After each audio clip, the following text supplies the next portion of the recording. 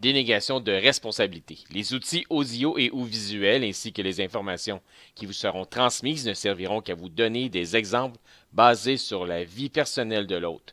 De plus, nous vous informons que les chiffres, exemples et sujets d'expertise qui vous seront proposés ne représentent en rien une réalité absolue, mais sont en partie des opinions personnelles et ne seront cités qu'à titre d'exemple potentiel.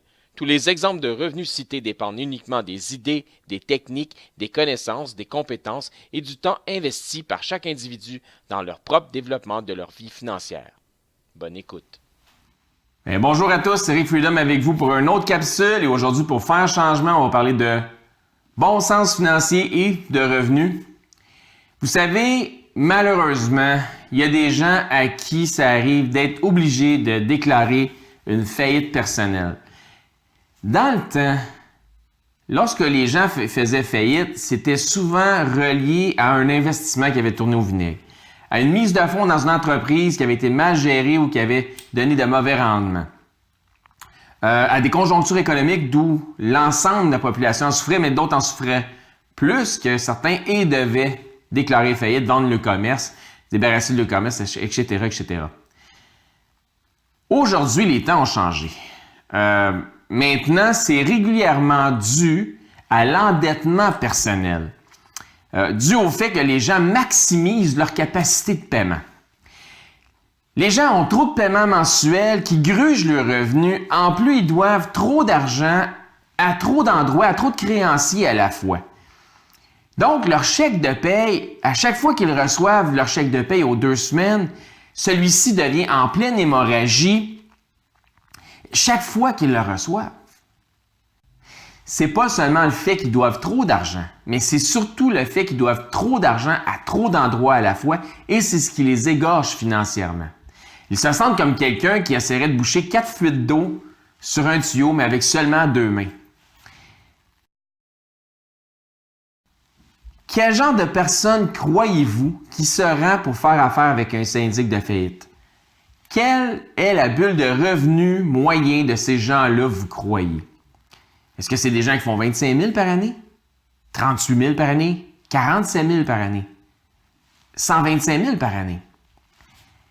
En fait, il y a des gens de toutes les facettes, de tous les revenus, de tous les statuts qui se rendent en fait chez des syndics de faillite. Autant des avocats, des notaires, des médecins que des gens qui sont cuisiniers ou une dame qui travaille dans une garderie. Et des fonctionnaires. Il y en a pour toutes les couleurs. La réalité, c'est ça. Mais il y a une chose qui est qu'on peut observer, qui est une constante parmi tous ces gens-là.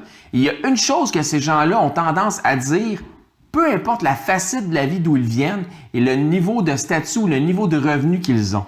Et la plupart passent le commentaire suivant.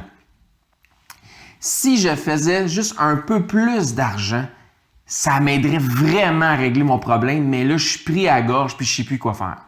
Donc, ce qu'ils disent tous, à peu près sans exception, c'est si je faisais juste un peu plus d'argent que ce que je fais déjà, ça m'aiderait vraiment puis ça m'aiderait à régler mon problème. Qu'il fasse 25 000 ou 125 000 par année, c'est le même langage que la moyenne tienne. Donc, celui qui fait 25 000 dit la même chose que lui qui en fait 45. Celui qui en fait 45 dit la même chose que celui qui en fait 75. Celui de 75 dit la même chose que celui qui en fait 125.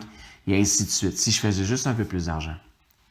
On se rend donc compte que le problème n'est pas un manque de revenus. La conclusion, c'est que tous ces gens-là n'ont pas un problème de revenus, mais un problème de dépenses. Que tu fasses 25 000 par année ou que tu fasses 125 000 par année, en réalité, ce n'est pas le montant que tu fais qui va faire la différence, mais c'est qu'est-ce que tu vas faire avec ce montant-là qui va faire la différence. C'est pas combien vous faites par année qui est important, que ce soit 25 ou 125 ou 225, mais c'est combien vous allez en garder pour vous qui va faire la différence. En réalité, pour la majorité des gens surendettés ou des foyers surendettés, la solution pour les aider à se sortir de leurs problèmes financiers serait aussi minime que seulement 500 $ de plus par mois. Ça, c'est la moyenne. Mais 500 clairs, là, donc entre 750 à 1000 $ après imposition de plus par mois. Mais 500 $ cash, mais 500 $ bien administrés.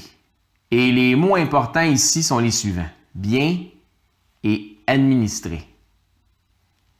Le meilleur moyen de faire 500 $ pour vous aider à régler vos dettes n'est pas de le faire sur votre revenu primaire où il passerait complètement dans le tordeur, mais c'est de le faire dans une seconde source de revenus. Effectivement. Pourquoi? Parce que ce serait un montant que vous allez faire à part. Et parce que, je vous explique un petit phénomène. Ce qui vous a rendu, ce qui rend les gens dans les dettes comme ça, c'est le mindset, c'est la façon de voir, façon de réfléchir par rapport à leur argent. Il y a une erreur, il y a quelque chose qui ne fonctionne pas dans le computer à cash. Maintenant, la raison pourquoi je dis que la meilleure façon de s'en sortir, c'est de faire ça sur une seconde source de revenus, c'est pour aider le computer à cash qui ne fonctionne pas à mieux fonctionner. Suivez? S'il y avait déjà des bons principes là, on n'en serait pas rendu là. Le fait démontre qu'on est arrivé à ce point-là parce qu'il y a des mauvais principes concernant notre argent. Donc, il faut rediriger ça d'une façon à aider le mindset, donc la façon de penser par rapport à l'argent. Maintenant, c'est pourquoi je dis que la meilleure façon pour quelqu'un qui s'est rendu jusque-là de faire son 500 $ de plus par mois pour s'aider à sortir de ses dettes, c'est de le faire sur une seconde source de revenus. À ce moment-là, ce que ça fait, c'est que c'est un montant fait à part, un effort supplémentaire qui est tangible, qui est validable. C'est pas j'ai fait des heures supplémentaires au travail, mais je suis encore resté dans mon domaine, je suis resté plus d'heures assis sur ma chaise au bureau. Non, je me suis habillé et je suis allé livrer de la pizza. J'ai fait de quoi différent? Je sais pas, moi. Je dis livrer de la pizza, ça peut être n'importe quoi, mais ce que je veux dire, c'est que je me suis déplacé dans un autre endroit, j'ai fait de quoi de supplémentaire. Donc, c'est validable dans l'esprit, dans le thinking de la personne. Et j'ai fait mon 500 $ à part. Donc, de le faire à part, de le recevoir à part, on peut le prendre puis l'utiliser à part pour régler justement les dites dettes qui nous étouffent. Aussi, la meilleure façon de régler vos dettes, si vous avez des dettes multiples, c'est de commencer par la plus petite dette en premier en s'en allant vers la plus grande dette. Mettez toute votre emphase, toute votre énergie financière, tous vos surplus sur la plus petite dette, payez les minimums pour les plus grosses. Maintenant, ce qui va se passer, la plus petite dette va se régler plus rapidement que n'importe quelle des plus grosses.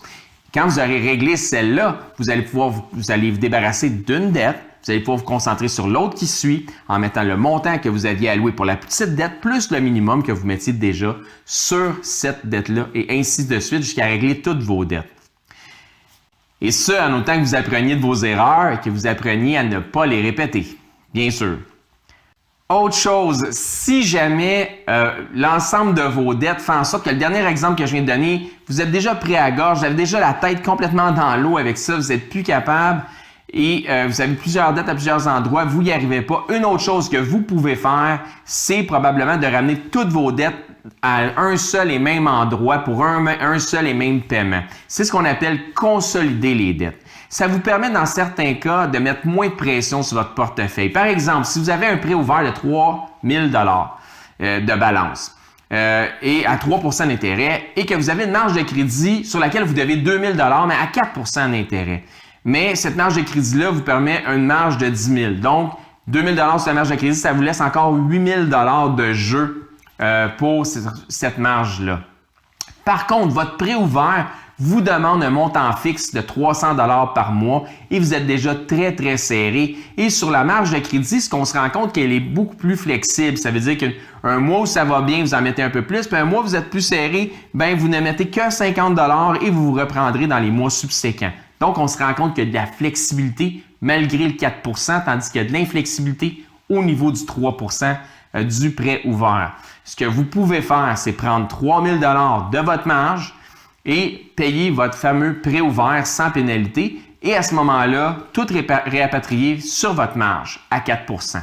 Par contre, avant, ce que vous étiez obligé de faire, c'est de payer le 300 $ fixe sur votre prêt ouvert. Maintenant, vous allez payer seulement 250 $. Vous aviez l'habitude de payer 300 $ fixe sur votre prêt ouvert, mais vous aviez aussi l'habitude de mettre quand vous étiez serré 50 sur votre marge de crédit, maintenant vous allez payer 250 plus aisément que sur votre marge de crédit, ce qui vous donnerait un lousse de 100 par mois pour pouvoir un petit peu sortir la tête de l'eau. Donc, pour vous aider dans vos fins de mois. Donc, c'est comme ça qu'on peut peut-être consolider les dettes. Morale d'histoire, faites tout pour vous débarrasser de vos dettes. Trouvez une façon de mettre de l'argent de côté. Puis au lieu d'avoir de l'argent qui travaille contre vous, comme j'ai déjà dit, trouvez une façon d'avoir de l'argent qui travaille pour vous et à votre place. Merci d'avoir pris le temps de visionner cette vidéo. Si vous trouvez pour vous que ça fait du sens, on vous invite à partager le tout via les médias sociaux tels votre page Facebook. S'il vous plaît, laissez vos commentaires au bas de la page, faites un thumbs up, faites un like, abonnez-vous aussi à ma page Facebook Passive Income is Freedom avec Eric, dont le lien est au bas de la page YouTube. C'était Eric Freedom pour le bon sens financier, parce que c'est important que vos finances fassent du sens. À la prochaine, au revoir.